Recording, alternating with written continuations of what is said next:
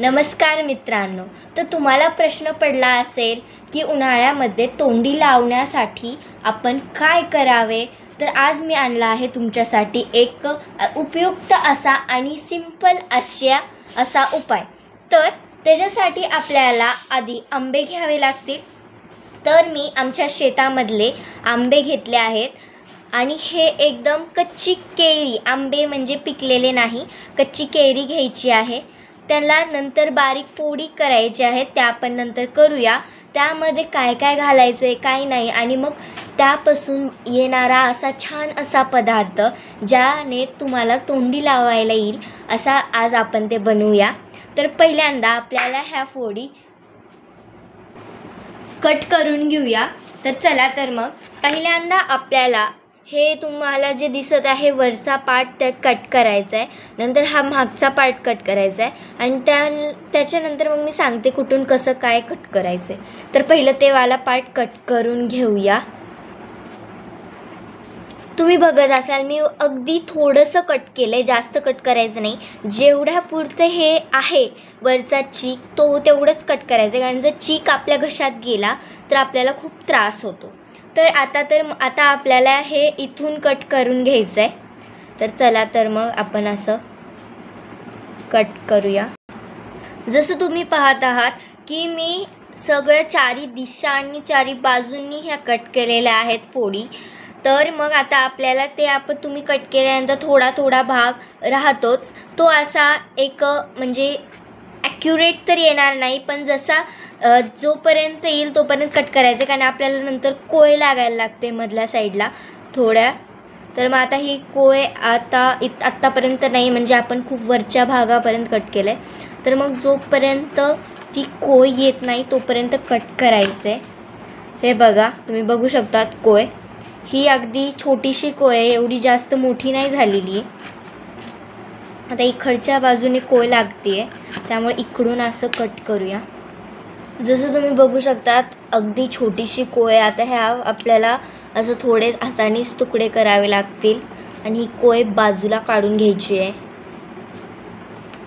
ह्याची ज्यापासून ते तयार झालं आहे ह्याचं असं एक काय म्हणू शकतो आपण, ॲज अ स्प्राउट बाहेर आलेलं आहे.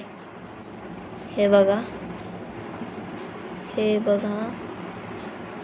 तर आता त्याला पण काढून घेऊया आणि अजून ह्याला छोट्या बारीक फोडीमध्ये कट करायचं आपल्याला, ते कट करूया. आपण अशा बारीक फोडी कापून घ्यायच्यात. मी इथं कापल्या आहेत. तर आता ह्याला इकडच्या चौघी साईडून असं कापून घ्यायचं आहे अशारित्या.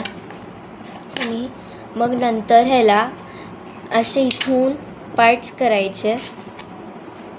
जास्त पण जाड नाही, जास्त पण असं हे नाही, म्हणजे एकदा जर तोंडात म्हणजे घातलं की मग नंतर ते असं एकदम अशा छोट्या फोडी म्हणजे लगेच चावता येतात, अशा एवढ्या छोट्या फोडी तर आपण करायच्या आहेत सगळ्या ह्याच्या.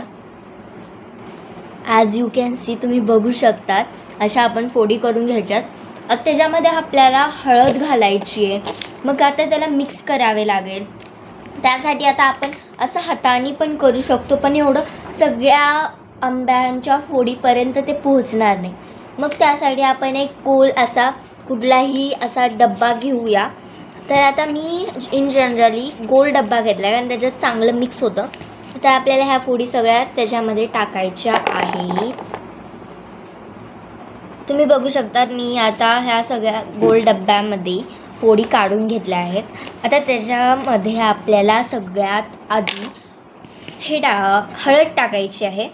तर टाकूया.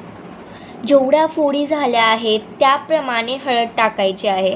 जास्त हळद टाकल्यावर ते आपल्याला फक्त हळदची टेस्ट येऊ शकते, म्हणून आता मी थोडीशी आधी टाकली आहे. आधी थोडी टाकून बघूया आणि नंतर तुमच्या चवीनुसार तुम्हाला केवढं तिखट लागतं त्यानुसार सुद्धा तिखट टाकायचं आहे. जास्त तिखट टाकायचं नाही आहे. तर मी आता एवढंसंच तिखट घेतलं आहे, कारण आमच्या इथं एवढं तिखट खात नाही आहेत. थोडंसं कमी झालं ते, as you can see. So आता आपल्याला त्याच्यामध्ये वरून मीठ स्प्रिंकल करायचं आहे. मीठ आता सगळ्यांना काय जास्तच लागतं ग चवीनुसार.